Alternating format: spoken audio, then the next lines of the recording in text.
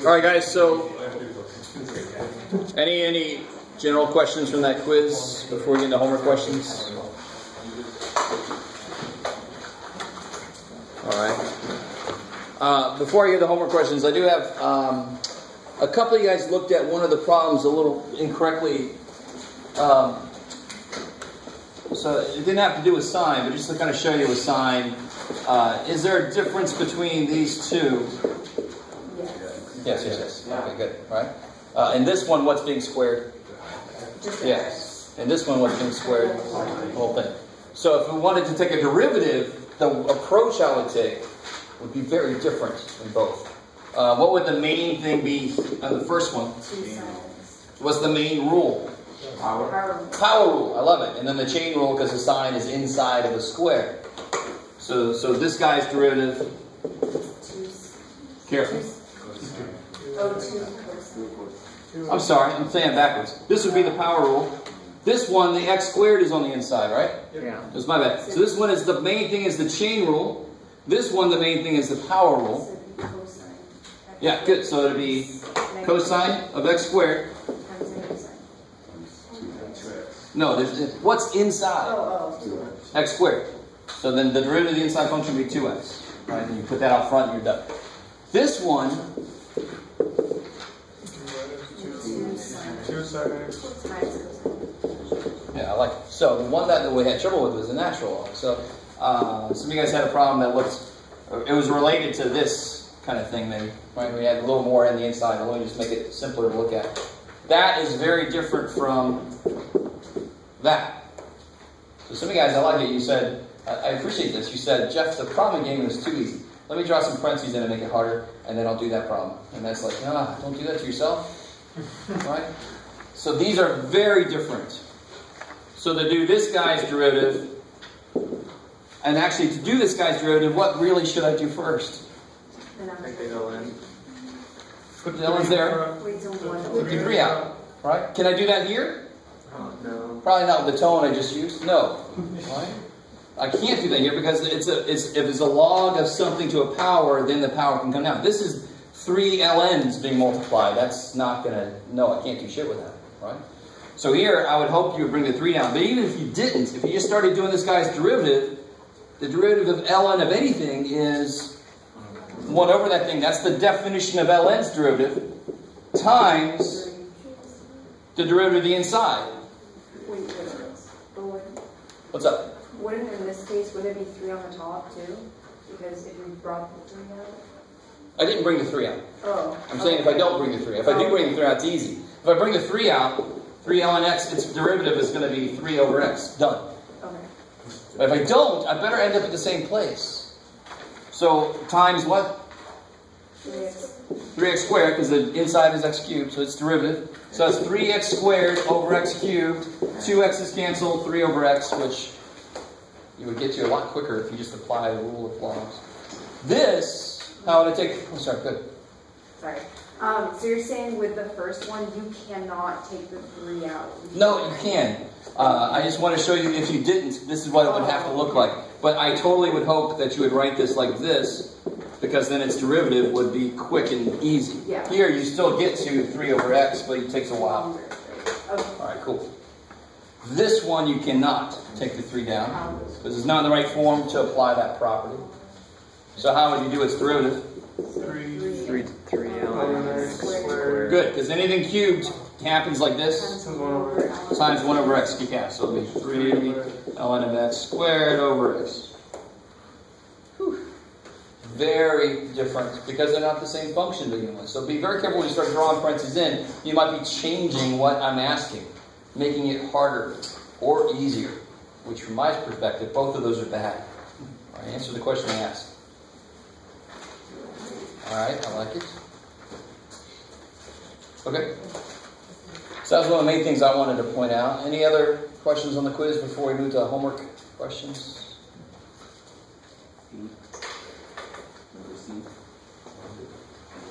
Oh, which one did you have?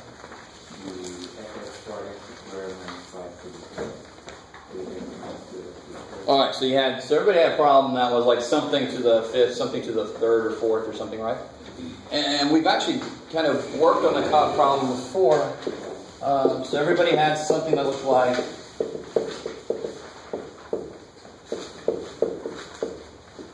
nobody had that. Yeah. But every one of you had that, to be honest. It's just the different numbers, who cares? To protect the innocent. So what's the main rule? Product rules. Right? And some of you guys, I really hope you understand what I mean when I say write the rule and then do the derivatives. The people that are making the mistake and going too far with the chain rule are just kind of guessing. They're saying, and then derivative, and then derivative, and then derivative. No, you only take the derivative when the rule says you must. And if you don't write the rule down, you're going to go, when do I stop? Right, so write the rule. So the rule is this guy prime this guy plus this guy times this guy prime.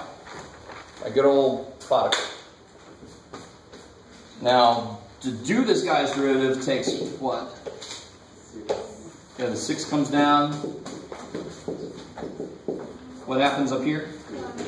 It's so easy to forget that poor power, but it's got to become 1 less than it was. It can't just suddenly go away. It doesn't actually come down. Okay. And then what has to go here?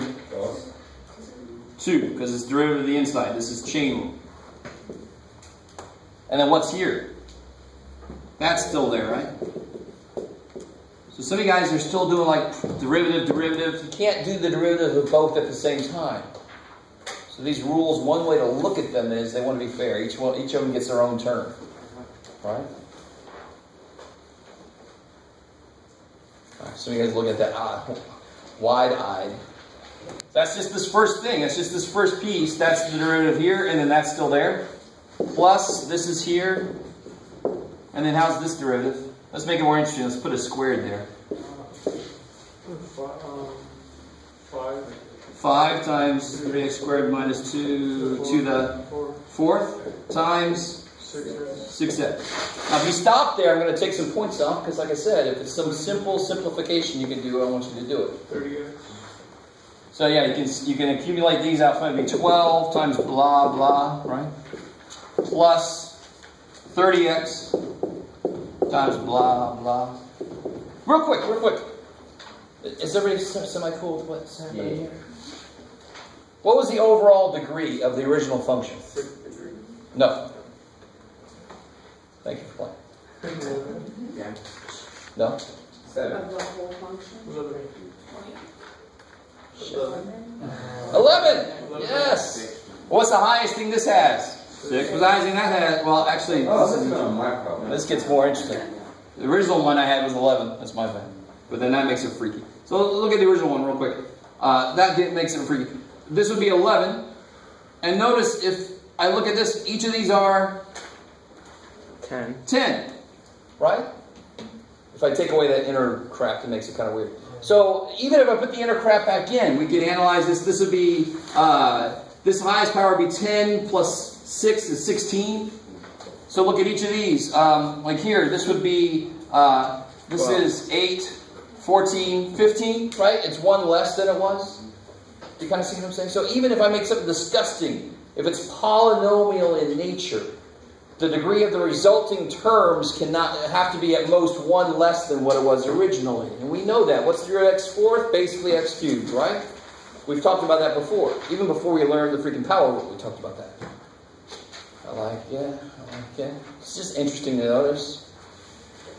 Alright. You can't simplify that further by putting the 12 and the 30x. Oh, you totally could simplify further by taking GCF out, right? You could take 5 of these out. You could take 4 of these out. Yeah. But if you didn't do that, if you stopped here, I was okay. Because I didn't ask you to set it equal to 0. If I said find where this is horizontal, then you would have to factor it, definitely. But this kind of thing, I'm going to take points out. Just make that freaking 12. Just take a second and make it 12. Right? Bring the stuff out to the front. Bring the coefficients out front. Yeah. For number 2, the implicit differentiation one, I can get to like the first first and second step, but I just always have a problem with separating the dy dx variables and trying to make it simplified. So everybody, or let me think, a few of you guys, a few of the versions had, you got to a point where it was sort of like, nobody had exactly this, but this is going to be enough right here, I think. So some of you guys had something like this, and some of you guys had some more stuff and blah, blah, blah. Yeah. Right, but it sort of looked like this. That's pretty much right. So what I saw mostly what was happening was people were forgetting this poor little dude has a 1 in front, right? We just don't write it. But he does.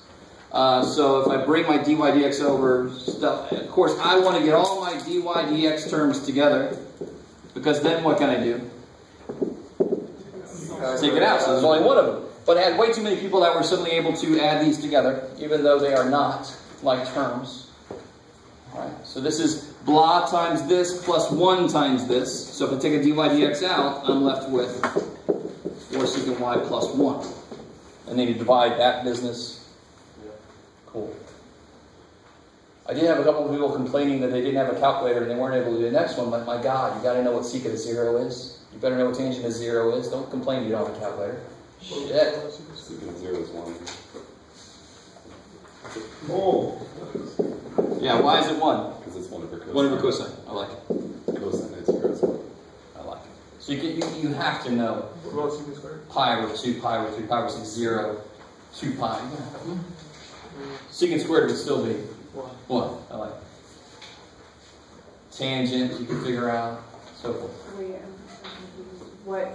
Did you just plug in something to get? Well, because this was whatever, and then the next one said find the equation of the line, so you have to plug in a point to get the slope there. Okay, so for number 3. Once you've gotten that answer, you plug in 3 to try to get. You plug that point in. Yeah. So see, most of you guys should have gotten a slope. In fact, I think everybody did that. Well, no, maybe some people did. Some of you guys got one that only had y in it, but it doesn't matter.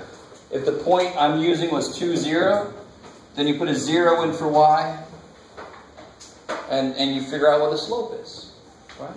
Secant of 0 is 1, so you get 2 over 5. So my slope is 2/5. And then I've got a point, mx plus b, or whatever you want to use.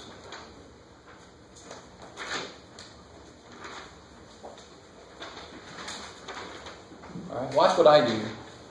Watch what I do. If you put a 0 in, you get 2/5, like I said, right? That's your slope. Y equals 2/5 x. Well, you want it to be 0 when you plug a 2 in. Plug a 2 in, you get 4/5, so you better subtract 4/5, so it's 0. Just b shit and y minus y1 shit. You don't need any of that shit. You should be able to plug it in and make it work as you put it down. And if you don't want to do that, you can use y minus y1, it's fine. Even though I just called it shit. It's still valid, it still works.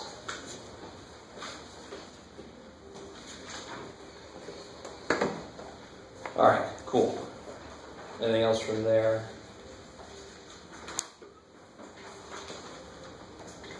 So you got to know your trig. I took off the most points I took off were if you got a rule incorrect. Like you forgot the bottom of a quotient rule and you had them to turn the wrong way around. And then the next most points I took off was if you forgot how to do the derivative of cosecant or natural log or something, right? But like I said in class, the rules are the most important things. If you know them and you mess up on something in the middle, you won't get as many points off as if you made a mistake on the rule itself. I'm sorry, did I? Good? Alright. Let's see. So, I think last time we left off... 3.9. Somebody have a question for the homework? Yeah. We left off, we were doing the handout thing. Anybody need a copy of the handout from last time?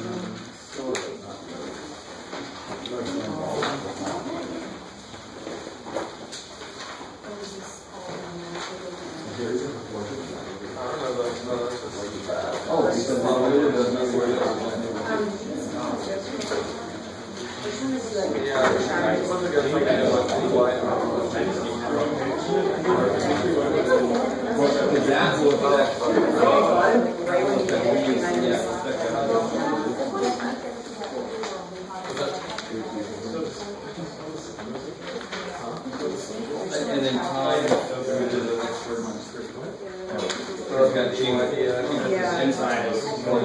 Oh, you guys are different though. Yeah, one. Especially the stuff where it's like you get your new idea with B plugging, values for X and Y, get their slope. All right, guys, we've devolved into anarchy.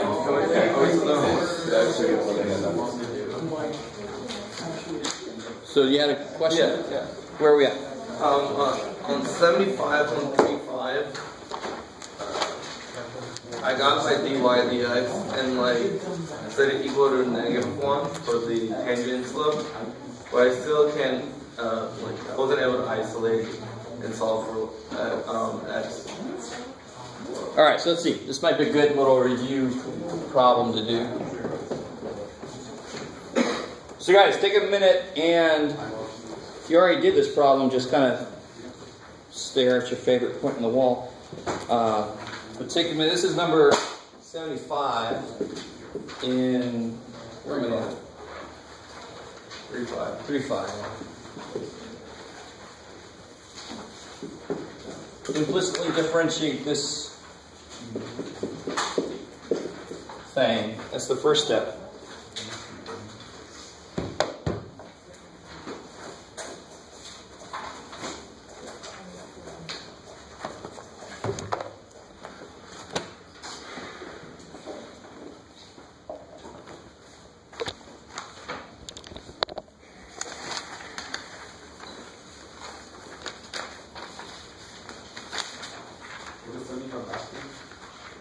It's going to ask us to find all the points where the tangent line has a slope of -1. So the first step, of course, is to get what the slope is.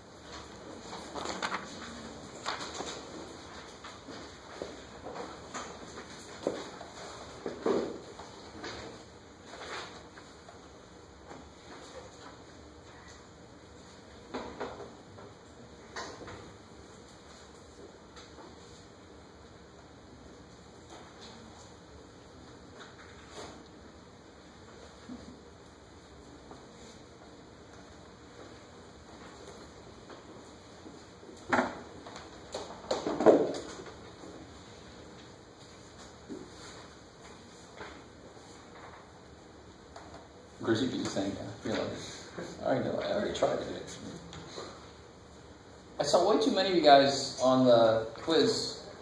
You weren't sure where this was coming from, and some of you guys were just multiplying it in out of nowhere. I'm taking a derivative, and anytime I take a derivative with something that has a y in it, I'm going to have to do the chain rule. So a dy dx is going to be attached. Is that going to end up being 2x plus 2y? I don't know. Let's find out. Okay.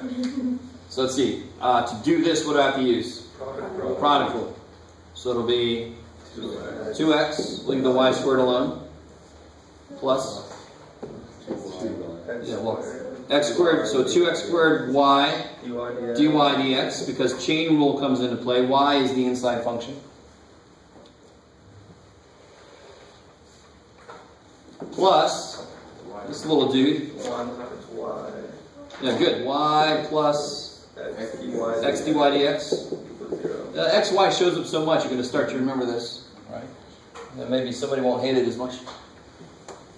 And then equals 0. Good. So the worst thing in the world you can do yourself is to forget to differentiate the other side. You got to do the same thing to both sides of an equation, like always.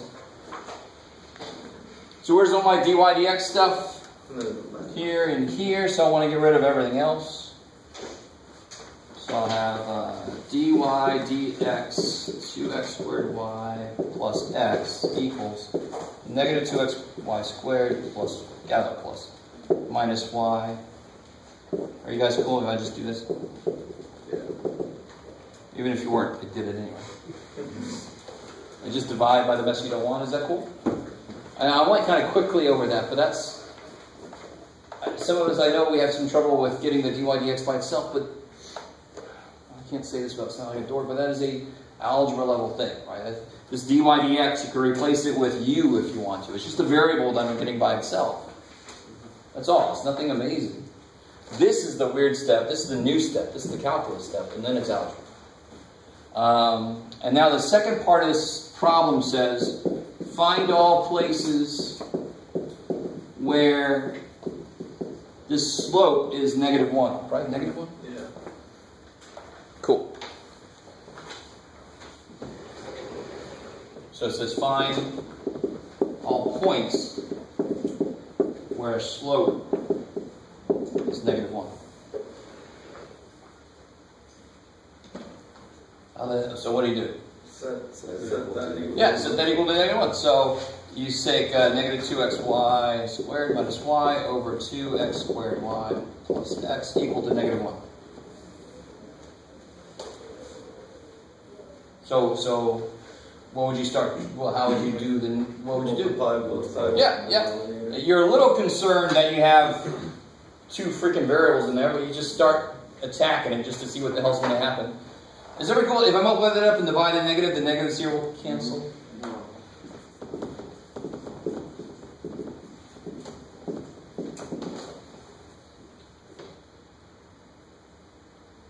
So now this is the weird place, right? So what can we do here?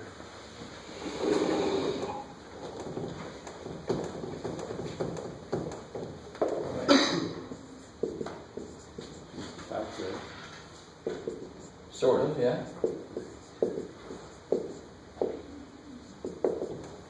So now you just start to play. I mean, this is where you just got to play, because there's no good set rules of how to work with something with so many variables. I don't have any other information. I don't have another relationship between x and y, except for the original, right? So that might sometimes come in handy, but, you know, like, for example, I'm not saying this is what I want to do. Sometimes this might help. xy equals 2 minus that, right? So I could replace any xy I see with that. Would that make it anything better? I don't think so. But if I get desperate, I can start trying to do stuff like that. Does that sort of make sense? Off the top of my head, I don't think it's going to help. Like I try to isolate the x's, but you can't because of the x. So we start to play with this. Yeah. You can't isolate anything, but let's just play with it. What do we get? If we take a y out, we get 2x plus 1, right? If we take a x out, we get 2xy plus 1. That doesn't really look like it's going anywhere, right? So, I mean, what else could you... Or that's not the only way to factor it, right? Yes, sir? Maybe you just explain this and I totally like blank, but why don't you just subtract 2x squared times y from both sides? And you have a y squared too. Do I have 2x? Are they both the same? Oh, Oh, y squared. sorry. It's me. Where did I lose it? Right here. Right here. That's where I lost it. Okay, good. Yeah, you're right. That would make everything so much better. So let's see. If I did this again, because now this is a little different. If I take a y out, I get 2xy plus 1. Here, if I take an x out, I get... Now that's better. Cool. So that's just Jeff having to remember his right powers. That looks like something I can do something with. And actually, I could suck that back over and factor that even better. Right? I can subtract this over. So then it would be 2xy plus 1 times y minus x equals 0. Why are you doing that? Say again? Why are you doing that? Why don't you just divide both sides by 2xy plus 1? Because then you lose answers. You should know that you should never divide by variable expressions in an equation, because then you lose answers. So for example, x squared equals x. Divide by x. X equals 1. Oh shit, you lost an answer of 0, right? So you should always take it over factor. You can divide by constants all day long, but you never divide by variables for two reasons. One, you lose answers. Two, they might be 0 and you're dividing in illegally and you don't even know it. Cool, I like it. So now what can I do? Why is this good? Y minus x equals 0, which means y equals x. That's interesting. Or 2xy plus 1 equals 0, which means y equals Negative 1 over 2x, right? Stop there for a second. Gone too far. Let me ask you, normally, if I had one variable, if I got like y equals 3, how would I figure out what x is? Plug it back into the original. I do the same damn thing. There's no reason that the process should change. The process, as always, doesn't care. You replace the y's with x. Don't do both. Replace the y's with x's, and then you have something that only has x's in it, and you can solve that. Do you see what I'm saying? So these are conditions that lead you to the points that make this happen. I'm not saying this is an easy problem, right? Especially if you write the powers down. From when you factor out the y's, how did you go to the step below? Oh, subtract. So I get that. And then I can take that out. Oh, right. And then I get that. Cool. I like it. Kick ass. Now, of course, I left some work for you to do, thankfully. So now I'm telling you what to try next. Do that in there. Plug that in there separately, and then see what they each lead to. Yes? Is this going back to the find all points where the slope is 1 and negative 1? Yeah. That's what, making it negative 1 is what led me there. So in order for this slope to be negative 1, these must be true. Okay. But what also must be true about these points, they have to actually be on this. So that's why I'm not going to take those and plug it in. Plug that information in and try to solve for some points. So you're saying to check your answer? Not to check my answer. I haven't got the answers yet. So for example, like I said, if I got y equals 2, that would be nicer, but is that an answer? No, because the answers are points. How would I get the x piece? I would plug that back in. So I'm going to do the same thing. I'm really doing the same thing. It's just a little weirder. So here, if we do 1, if we do this, replace all the y's with x's. So what would this be? Next to the 4th plus x squared equals 2. So you get x to the 4th plus x squared minus 2 equals 0. Anybody know how to solve that by hand? X squared plus... See, I need some room. You can do it. How would you solve this by hand? It's 2 and 1. So is it x squared plus 1? Yeah. You know that it's in the right form to quadratic formula, or even better, factor it, as long as this power is half that power. Because how do you start to factor something? You take this dude and you cut it in freaking half. So as long as the middle one is half of that dude, it's called quadratic in form. So you could replace it if you wanted. If you wanted to, you could make it u squared, blah, blah, blah, screw that. X4 would be x squared, Factors of 2, that would be negative 2, that would be 1. Plus 1 times x Plus 2. This leads to complex answers. You don't have to worry about complex answers at the moment. This leads to easy answers. Yay. Wait, so you can have... Now be careful. I'm sorry.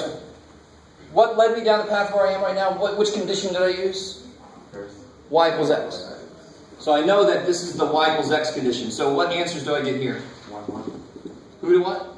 X equals 1. Or negative 1. So what points are the answers? 1, 1, because this is where y equals x. 1, 1, or negative 1, negative. Now do everything I just did, but do it with the y equals negative 1 over 2. I mean, those are the answers in the back of the question. Holy shit.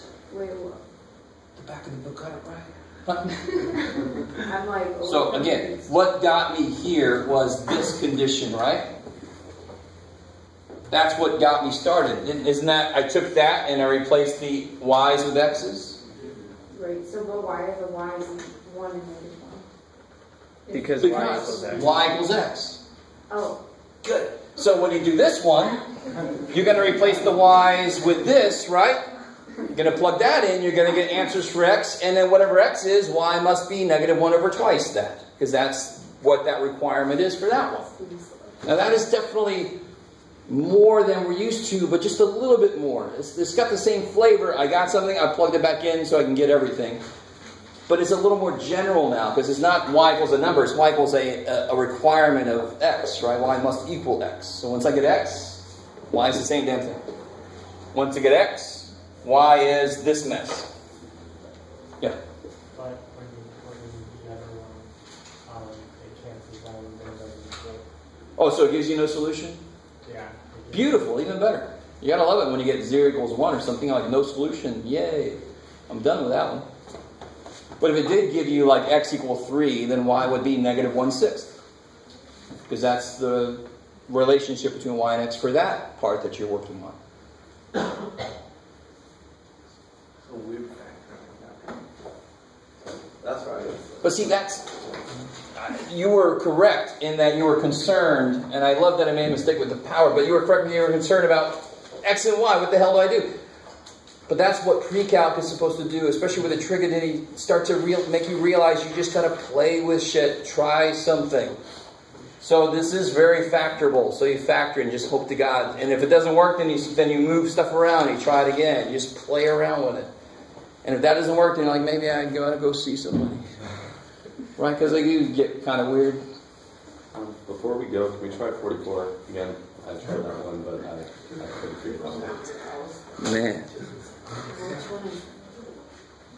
What number? 44. The one about the tangent to the ellipse. All right. I'll tell you what. I'll write that one up. Has anybody got that to work? The one with the tangent, the ellipse to the tangent to the ellipse. I mean, A and B is a constant. All right. So let me do this. If somebody will email me and remind me, and now I'll either get no emails or 20. I'll write it up and bring it next class. All right, because I desperately got to, in the 8 minutes I got left, I want to do something new, or finish this. Let's do that. Let's try to get a little bit further on this. Man, I thought 4-day-a-week calc class would be good. 2 of those days are like. Yeah. All right.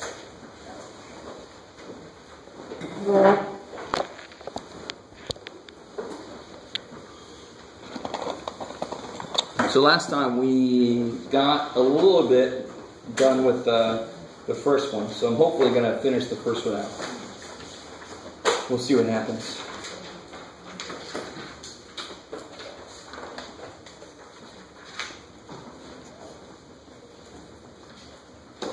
Cool. You guys can see the rancher, obviously. Wow.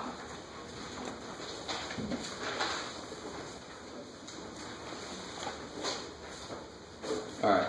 So I'm not going to re-go over this. So in the interest of time, if you missed yesterday, it's online. But we did all this work for the first part, right? We used some similar triangles to give relationships between these. These kind of problems, you're going to have, very many of these problems will have like a shape that you're filling with something. So you'll have general measurements for the whole shape, but then you want to draw in some just arbitrary position of what it's being filled or drained of. And then those are going to be where your variables come from, because that's of course what's changing as you fill it or drain it. Those are what's changing. Alright, so we finally got to this point here. So that's our volume given these restrictions that we have. Okay, cool. So part B says, and the reason we put it as volume as a function of radius is because the first question says at what rate is the radius. Of course, also because I said this. But the question is all about the radius, so I want to have the radius show up. So I wanted to kill the height. So we subversively killed the height by replacing it with 3r. Okay, we decent with that? If you were here, you should be good with that. So how do I do part B then? What's the question what's the symbols for the question? dRdt. So I'm trying to figure out what dRdt is. I know what dVdt is, don't I?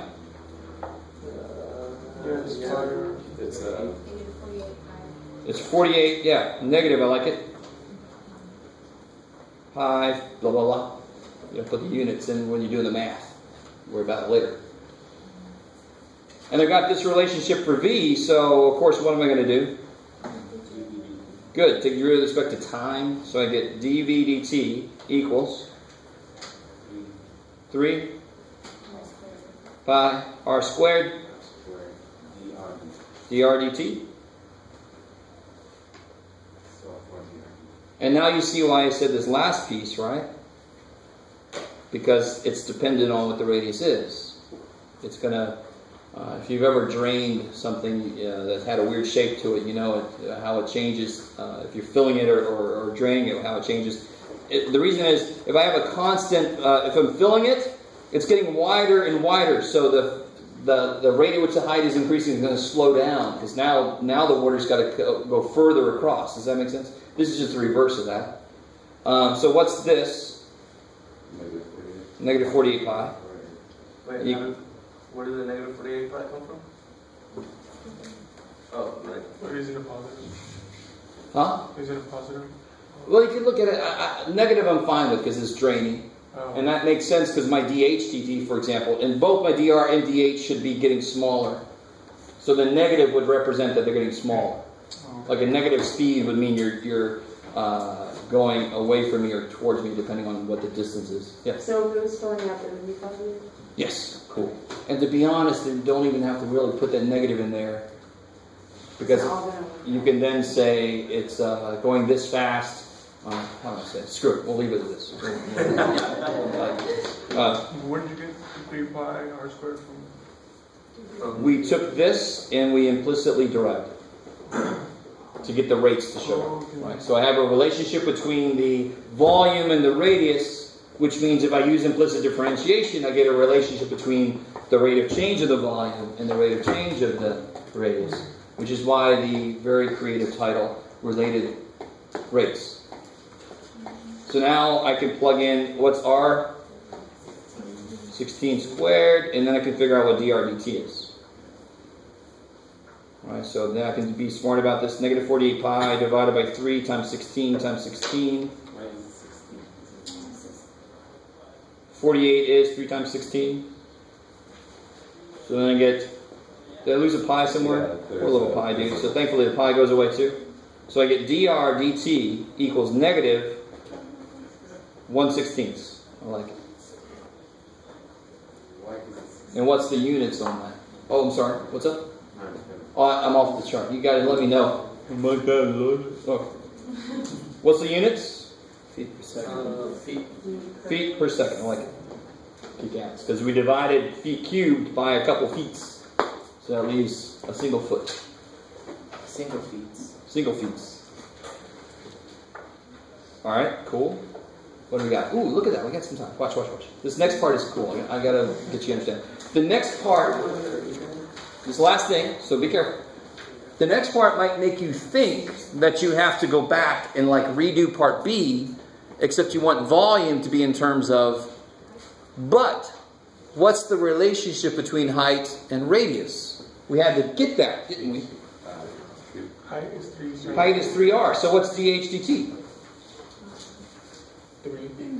3 dr dt. So if they ask me for dH dt, which is what they're asking me, it's 3 times dr dt. Or you could do the whole thing we did here, but go back and instead of replacing h with this r stuff, replace r with h over 3. Does that make sense? Because then when I do the dv dt, I'm going to have a dH dt show up instead of dr dt. But why do all that mess? I've got a much nicer little formula between those. So if I know dr dt, I just got to multiply by 3 to get dH dt. That's awesome. Shit, yeah, it's going to happen a few times to you. So look for it so you don't have to do extra work. Alright, so next time I'll have to do the shadow walker. A very tall woman walking down. Is there a study class today? No, like I said, that's why I had it on Tuesday, because today I have a meeting at 1:30. That's awesome. That I'm not ready for. Oh.